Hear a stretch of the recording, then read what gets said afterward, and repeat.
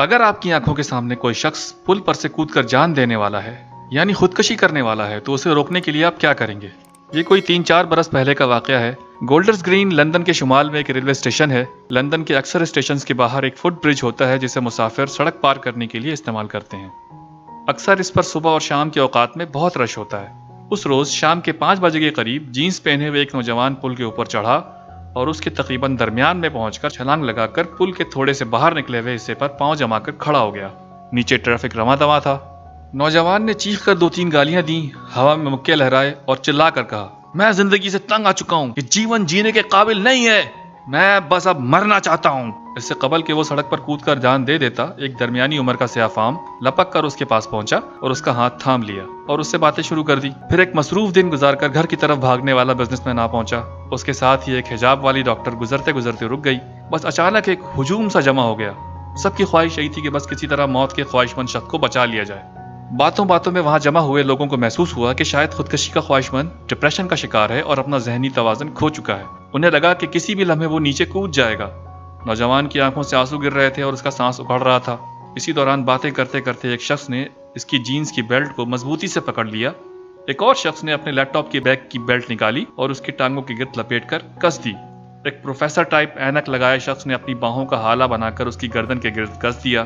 پھر بھی لگا کہ وہ نیچے گر سکتا ہے تو پہلے ایک لڑکی نے اور پھر ایک مضبوط جسم والے نوجوان نے سلاخوں کے اندر سے ہاتھ گھسا کر اس کی ٹانگوں کے گرد کس دیے۔ اس تصویر کو دیکھ کر آنکھوں میں نمی سی پھیل جاتی ہے۔ لوگوں کا جذبہ دیکھیں، ان کا پیار دیکھیں، ان کی نیت دیکھیں۔ اس چھوٹی سی تصویر میں سب کچھ با تصویر نظر آ رہا ہے۔ وہ نوجوان کسی کا کچھ نہیں لگتا مگر سب کی گرفت میں رشتہ ہے، اپنائیت ہے۔ سب چاہتے ہیں کہ کسی طرح اس کو بچا لیں۔ اتنے میں پولیس آ گئی۔ پھر ایک مشکل جدوجہد کے بعد نوجوان کو کرین کے ذریعے نیچے اتار لیا گیا اور علاج کے لیے ہسپتال روانہ کر دیا گیا۔ اس سارے عمل میں 2 گھنٹے لگے۔ اس کی جان بچانے کے لیے 6-7 لوگ 2 گھنٹے تک اس کے ساتھ لٹکتے رہے اور انہوں نے اس کی زندگی بچا لی۔ اس تصویر سے 2 سبق ملتے ہیں۔ ایک تو یہ کہ لوگوں کو جج کرنا چھوڑ دیا جائے، چاہے وہ تانے ماریں، گالیاں دیں، آوازیں کسیں، کچھ بھی کریں، کیونکہ ہمارے ارد گرد موجود ہر شخص ہماری طرح سفر میں ہے، لیکن ہمیں یہ نہیں معلوم کہ وہ سفر میں کس مقام پر ہے، کس سیڑھی پر ہے، کس محاذ پر ہے اور اس کے ساتھ کیا بیت رہی ہے۔ لوگ جب آپ کے ساتھ غصے، نفرت، بیزاری یا اسی طرح کے جذبات کا اظہار کر رہے ہوتے ہیں تو وہ جذبات ان کے اسی سفر کی موجودہ شدت کی عکاس ہوتے ہیں۔ اس لیے ان سے الجھنے کے بجائے کوشش ہونی چاہیے کہ ان کی زیادہ سے زیادہ بات کم سے کم رد عمل کے ساتھ سن لی جائے۔ دوسرا سبق یہ کہ لوگوں کی قدر ان کی زندگی میں ان کے ہوتے ہوئے کر لینی چاہیے۔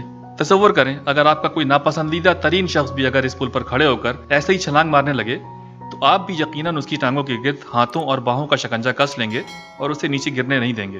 لیکن یہ تصویر اس زمن میں ایک شاندار ریمائنڈر ہے کہ کیا ہم اس شخص کو کود کر مرنے دیں گے یا اپنے آپ کو مشکل میں ڈال کر اسے بچانا چاہیں گے۔ اگر ذہن میں اسے بچانے کا خیال آتا ہے تو اس کا مطلب ہے کہ 2 لوگوں کے درمیان جتنا کچھ بھی برا ہو وہ حل ہو سکتا ہے۔ ہم سب یقیناً کسی کو اس طرح بے کسی کے عالم میں مرتے ہوئے نہیں دیکھ سکتے، تو کیا ہی اچھا ہو کہ ہم اپنی برداشت کو تھوڑا سا بڑھا لیں، لہجے کو نرم کر لیں اور کوڑے دان کو جس سے گند نکال کر ہم لوگوں پر اچھالتے ہیں اپنے کندھے سے اتار کر بوری میں ڈال لیں۔ کیا ایسا نہیں ہو سکتا کہ ہم لوگوں کی زندگیوں میں ہی ان کے کندھوں اور پاؤں کے گرد محبت کا شکنجہ کس دیں، اس سے پہلے کہ انہیں کسی پل کے کنارے کھڑا ہونا پڑے؟ وہ کیا کہتے ہیں کہ ساری بیماریوں کا علاج محبت ہی ہے، سارے مسئلے محبت کے مسئلے ہیں۔ اگر مریض کو افاقہ نہیں ہو رہا ہے تو بس ڈوز بڑھا دینی چاہیے محبت کی۔ گھٹن زدہ معاشرے میں آئیے محبتیں بانٹیں۔ بقول جگر مراد آبادی، میرا پیغام محبت ہے جہاں تک پہنچے۔ دوستوں اگر آپ کو ہماری یہ کاوش اچھی لگی تو ہمارا چینل سبسکرائب کریں اور بیل آئیکن ضرور دبائیں۔